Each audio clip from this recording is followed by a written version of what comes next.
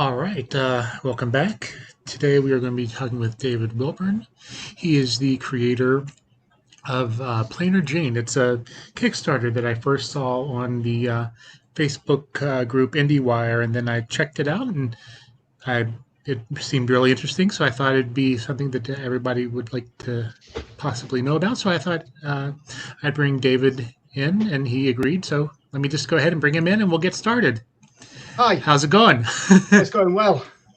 Uh, Before we started talking about the Kickstarter, how did you get into comics? Do you remember the first one that you read, or the one that kind of caught your interest? Well, I got into comics probably in the 80s, probably the mid 80s. And for when I was a kid, I don't know if you know these, we have things like called the Beano and the Dandy in the UK. They're more cartoon strips than what you think of as comic books. But then from there, I think I'm, it's hard to remember. I definitely got into Batman big time. Yep. When I was about 13, I remember books like The Killing Joke just really leapt out at me. And before then, Judge Dredd 2000 AD. I think probably the closest to traditional stuff would be the Judge Dredd stuff in mid 80s. Okay. Guys like Carlos Esquara. Now I was looking at your profile on Kickstarter, and it seems like you are just more than a creator. You are an escapologist and sword swallower and stuntman. Yeah. I can still do it, but I'm older than I look, and that job takes it out of you. I spent 20 years. I spent close to 20 years in the circus, performing, doing stunts, generally injuring myself week in, week out. I had a couple of quite serious injuries, so I decided to slow down and concentrate more on writing. So is that one of the things that made you want to kind of transition into comics or try to get into comics? I think I always wanted to do that. When I was 13, my first job was working in a comic book store. And I used to, I met people like, we used to get people like Neil Gaiman in the store, bumped into Alan Moore back in those days when they were out about shopping in the stores themselves. They were coming looking for books in Manchester. Oh, cool. Dave McKean was coming too. It was amazing. So I think I always wanted to write. I always wanted to make that my thing. But I became a circus performer, and so I was writing shows. I was writing things for stage, as well as helping to write other people's shows. Okay. So what kind of made you want to this? This looks like this is your first your first creative work. Yeah, I've written quite a few short stories and that kind of thing. But it's certainly my first anything long form. I've never tried to write a novel or a novella, so it's the first long form thing I've written. So, can you kind of give us an overview of the story and kind of who the characters are? Sure. It was important to me to set it in Manchester because I think Manchester's an amazing city. I think it looks great. I think it visually is quite impactful, as well as being my home. The city that I love to live in. So I wanted to create a very much Manchester story. That's not to say it's not going to translate outside, but I just wanted to set it. I wanted to make sure it was fixed in that location. So the core character is Jane, obviously from the name. She's a young girl. She's 17 years old. She essentially is a very, very, very high functioning sociopath. She could go down the line of being a serial killer, but she decides to direct that energy into a career, and that career is killing people for money, which she does rather well. And aside from that, we have her friend Kat. Kat is a very fiery, very feisty, very strong girl. Kat doesn't so much see what Jane is, but can sense it. But she loves her too much as a friend to want to go there. She overlooks it. And the same's really true for her parents. Her parents see something within her, see something dark within her. But again, they love their daughter too much. And so there's partly that as well. There's partly this idea that had particularly her father at an early age tackled this head on, maybe she wouldn't end up where she is. Mm-hmm. But no one wants to see her that way. Everyone wants to see the bright young girl. And so no one steps in and no one stops her. And eventually she ends up going to war with, the character's name is Tugard. He's a very powerful figure in the Manchester gang world. She ends up going head to head with him. and ends up somewhat out of her depth, as you can probably imagine. Yeah. So that, I mean, that is the core of the story. I mean, the story is largely written. I have some work to do on the last 2 issues, but everything is there. The beginning, the middle, and the end. The finale is all there. So I'm really happy with how it's turned out, and I think people could be quite happy where it goes. So let's talk a little bit about the creative team. Who are the artists on the book, and how did you, meet them or, find out about their work? Well, yeah, I mean, it's the classic lockdown situation where you don't meet anyone.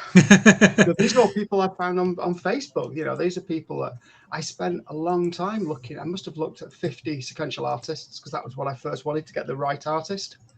I wanted a guy, I wanted someone that could capture my vision. I wanted the realistic and dark, but I also wanted their vision. I wanted to see someone that had an eye themselves. So after looking at a lot of people, I settled on a guy called Wayne Loudon. He lives in the south of England. He's excellent, and he's produced some fantastic work for me. We've got a cover artist from Germany, Ralph Singh. Again, I don't know if you've probably seen the cover. It's phenomenal. I think he's just blown it away. And we have Tim West, who's a British letterer and designer. He's done the logoing, he's done the design layout stuff, and he's doing the lettering. So that's really the team, and it works out really well so far. Let me just pull up a picture. Oh, there's the cover right there. Yeah. And that's I'm going to assume that's Jane. That's Jane, and you can see we've got some Manchester references there with the Joy Division poster and so on going on behind her. But we wanted the cover we want to tell people about the 2 sides of a personality. The top is the personality everyone sees, and the bottom is the personality that only her and her victims see. So, what inspired you to write a story along these lines? It's funny. I don't know. I'm quite a sensitive person, and quite often when if I was watching a movie based on my book, I would probably be quite uncomfortable watching it. But I can't control what happens in my head, and I just had this idea. This name popped in my head. I just thought Plainer Jane, and it was just there. The character was there. The character, this idea of a girl who people don't notice, who can go unnoticed, who can walk into a building and no one's threatened by her. No gangster is going to cross the road thinking she might be the one that's going to kill them. She's plain. She's just an average girl. She will walk by you in the street and you wouldn't notice her until, if you were one of her victims, it was too late. I just thought that was an interesting idea, especially as most killers, especially female assassins, they're always overly, I mean, it's not that it's a wrong way to tell a story, but they're always overly beautiful.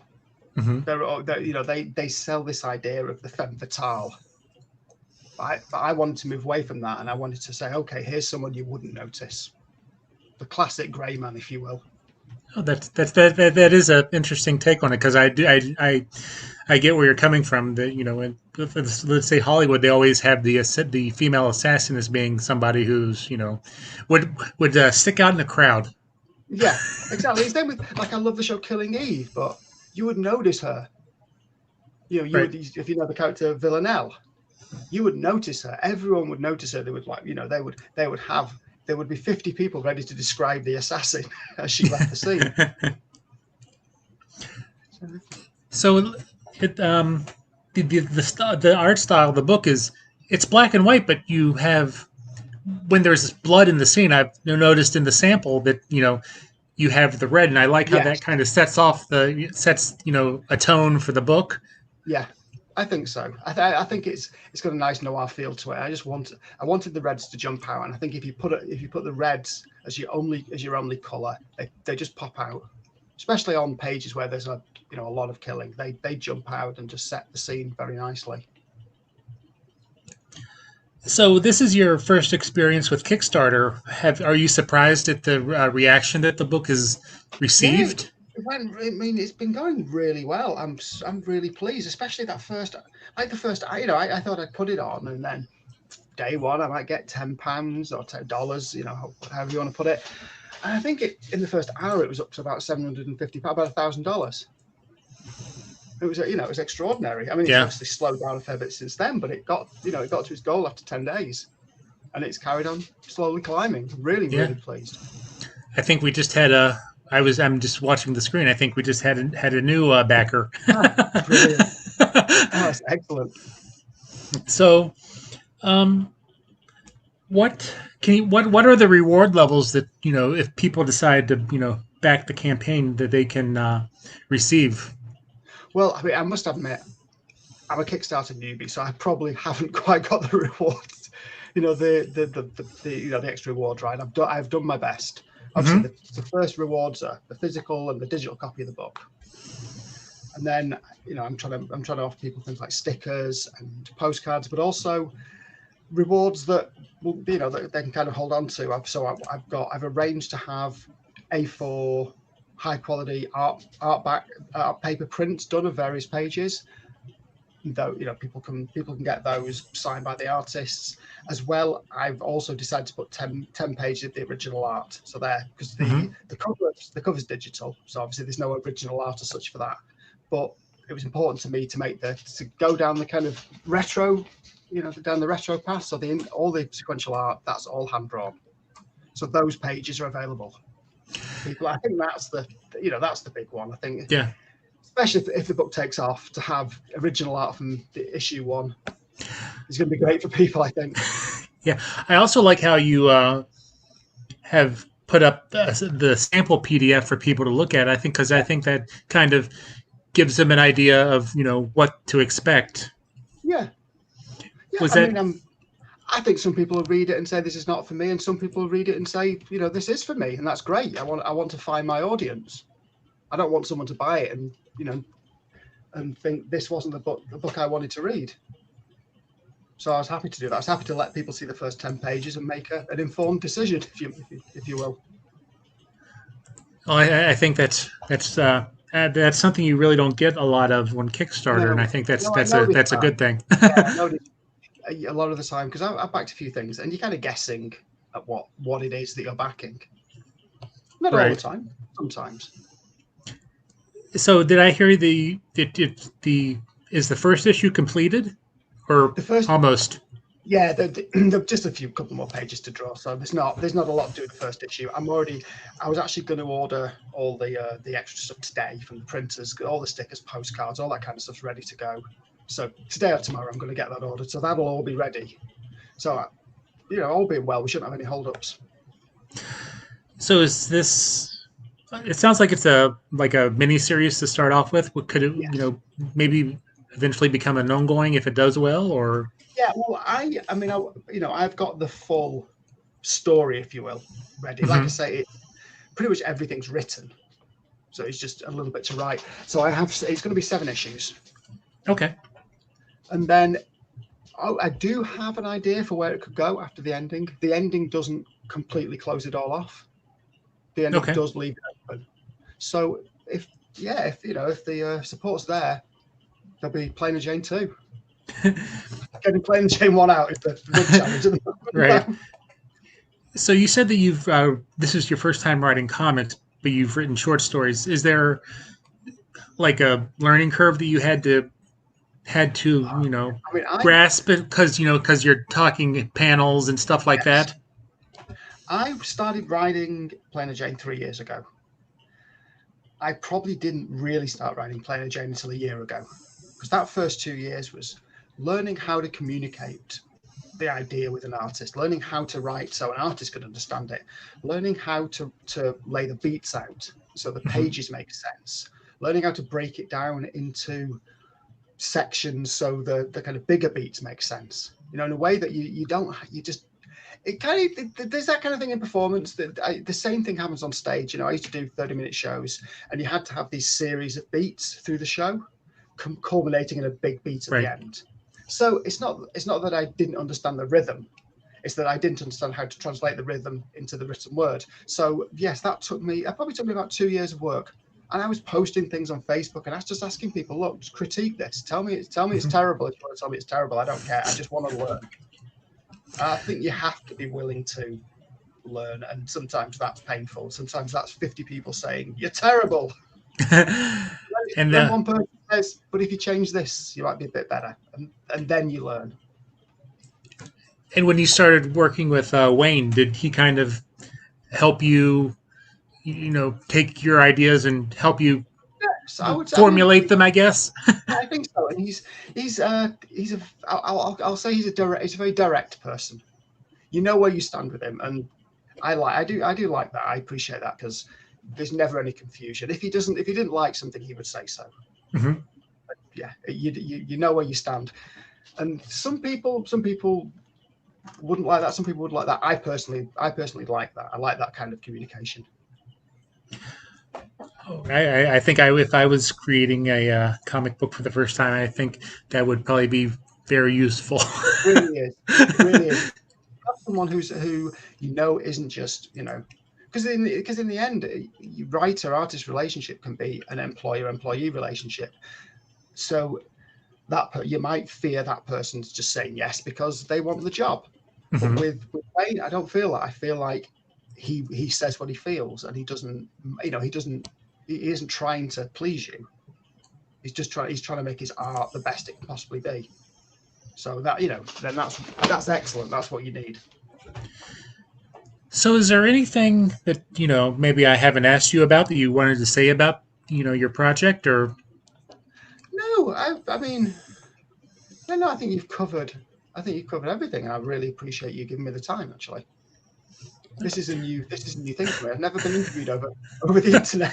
Strange in yeah, my own house. I did used to work on television quite a lot, and this is a very yeah. different type of experience. Well, I just found it easy with being from working at home and doing stuff. This is just easier than writing stuff for a blog. Plus, if you're interviewing somebody, you can ask questions in real time. You don't have to wait for their questions to. Yeah, Then you're like, oh, that sparks another question. Let me send them another email. yeah. It can spark it in real time. It can go somewhere.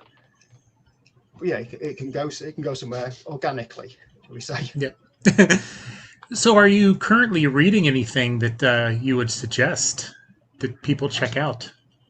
The last thing I read was I can't remember his name, a Japanese writer, a novelist. He wrote a book called Kafka on the Shore. Okay. I would wholeheartedly, whether you're a hardcore comic book fan or whether or not, I would recommend Kafka on the Shore because even though it's a novel, it's so visual. It conjures so many images in your mind. So and then I was actually planning to reread Mary Shelley because I just love Okay. that old kind of gothic fiction. I just listened to a podcast about her and it just made me want to reread Frankenstein and a Hmm. couple of other works of hers. I swing between novels and comic books. No, I think everybody kind of does that. Kind Yeah, of a I know. palate cleanser. No, when I used to work in the comic book shop, no, unless they were reading Michael Moorcroft, they were reading comics. So, would you like to give one last pitch for the project? Let me just put the screen up on the or the thing up on the. Oh, and where did you? I'm curious. Where did you come up with the name for the Broken Face Comics? It's a reference to the band the Pixies. Quite a lot of what I do is reference to bands.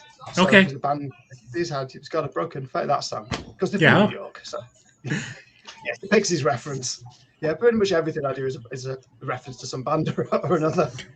I thought so. I just wanted to check and make sure. Check and make sure.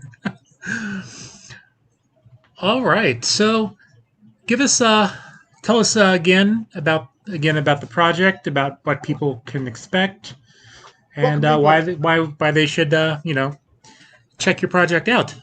This is one of those you got 30 seconds in a lift Oh, you got situations as long as you want. I'm that you hear about.